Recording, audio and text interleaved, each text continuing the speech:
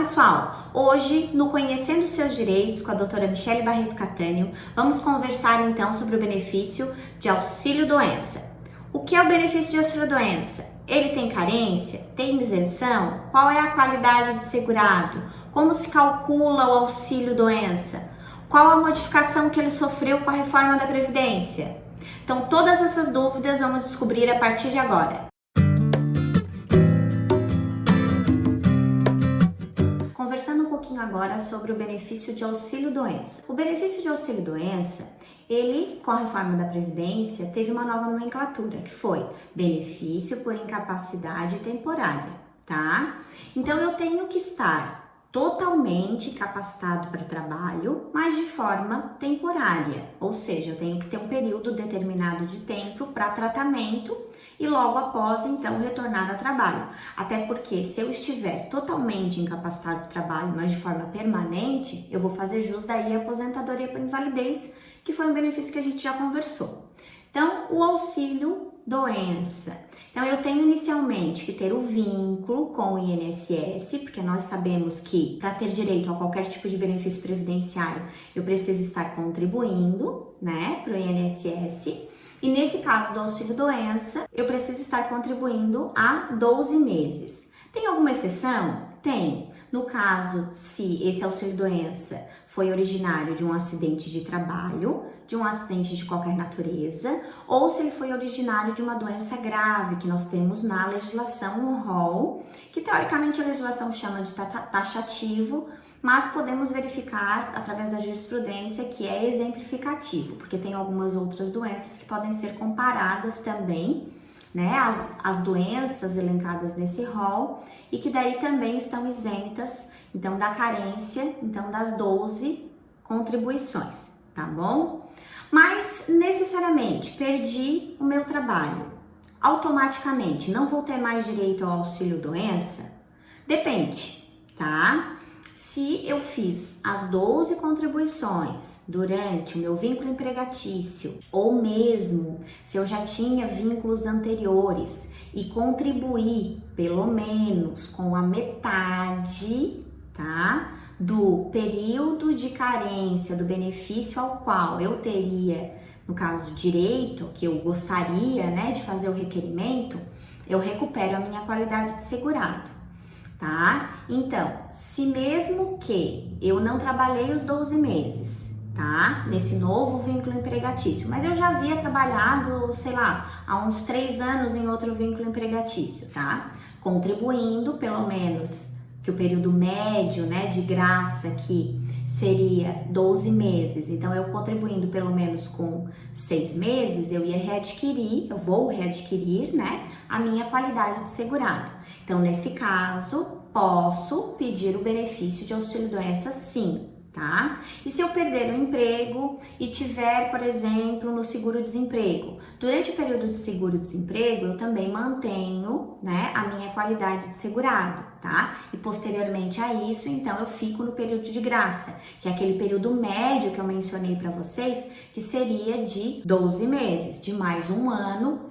E esse período de graça, o que seria, pessoal? Esse período de graça nada mais é que é o período que eu mantenho a minha qualidade de segurado, que eu posso pedir benefícios no INSS, só que eu não estou contribuindo, tá? Então, esse é o meu período de graça, que mesmo sem contribuir, eu teria direito de pedir, então, benefício no INSS.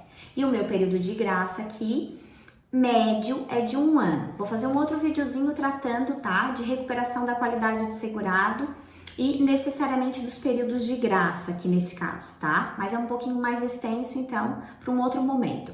O que necessariamente mais eu tenho que saber sobre o auxílio-doença?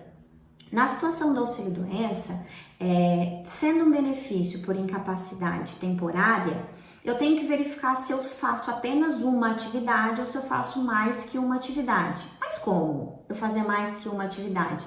Pessoal, hoje em dia é uma coisa muito normal. Por quê? Por exemplo, vou dar o meu exemplo particular, tá? Eu sou advogada, mas eu também sou professora, né? Na universidade, no curso de Direito. Então, nesse caso, Para mim ficar afastada necessariamente no benefício de auxílio-doença, eu teria que comprovar o quê? Eu teria que comprovar que eu estou incapacitada temporariamente, nesse caso aqui, para o trabalho, né, das minhas ou uma profissão, ou nesse caso, para as duas profissões. Por quê? Porque se eu provar que eu recebo, no caso, que eu estou incapacitado somente para uma profissão, eu vou receber o valor do auxílio-doença referente somente àquela profissão que eu faço contribuição.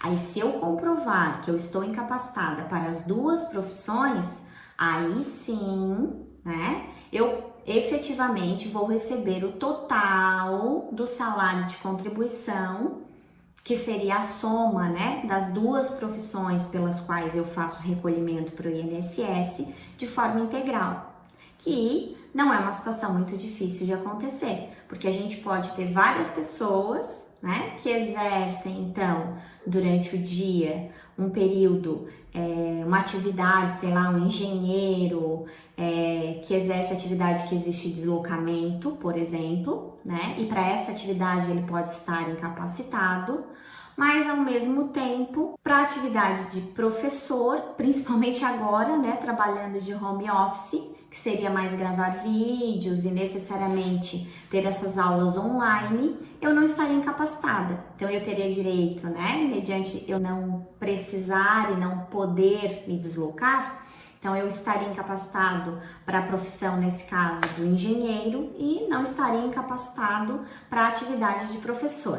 Então é bom também levar em consideração essa situação. Claro que tudo depende dos pisos da categoria, de contribuição necessariamente de cada profissão e que cada profissão vai ter.